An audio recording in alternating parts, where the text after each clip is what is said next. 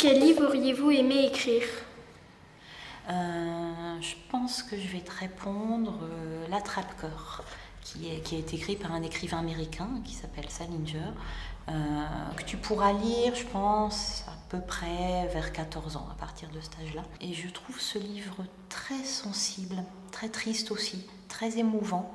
Et je pense que c'est pas étonnant qu'il ait mis 10 ans pour l'écrire, parce qu'à l'arrivée, le livre est vraiment extraordinaire. Et toi ?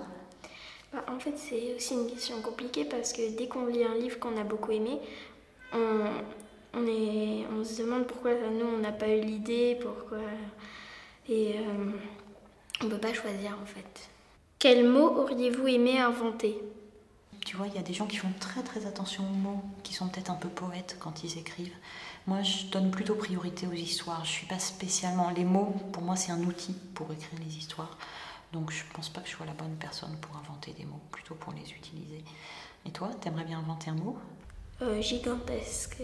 Gigantesque, tu l'utilises souvent? Oui, parce que souvent mes héroïnes, elles l'utilisent souvent et voilà, donc au bout d'un moment, je pense à me familiariser. Comment aimes-tu lire quand tu lis? J'aime bien lire au calme, parfois avec de la musique à écouter ou avant de m'endormir le soir. Et qu'est-ce que tu écoutes comme musique? Moi j'aime bien la musique qui bouge parce que les musiques calmes, je m'endors et ça me déconcentre souvent, mais les musiques qui bougent, comme je les écoute assez souvent, ça me déconcentre pas et je me concentre sur la lecture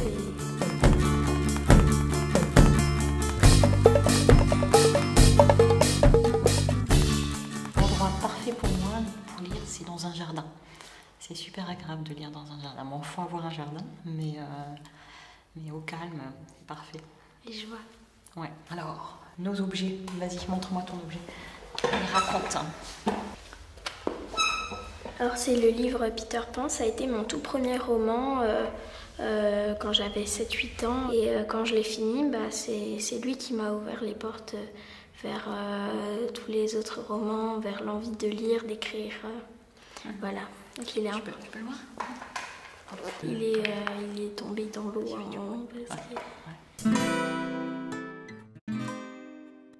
Quoi, mon objet? C'est ce fabuleux sèche-cheveux. Parce qu'au début, moi, quand j'ai imaginé le voyage dans le temps, je voulais surtout pas une machine avec plein de boutons et d'électronique très compliquée pour voyager dans le temps. Et c'est comme ça que j'ai imaginé que le vent faisait voyager. Je trouvais que c'était joli, que ça changeait. Et c'était juste un petit détail amusant qui avait du sens en plus parce que le sèche-cheveux, c'est aussi un objet pour être belle. Et plus pour être belle que pour être beau. C'est un objet de femme en fait. Les hommes les utilisent un peu.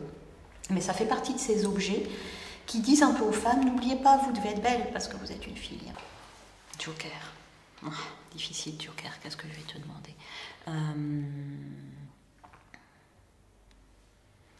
Je vais te demander comment tu te vois quand tu seras plus grande. Qu'est-ce que tu imagines pour ta vie?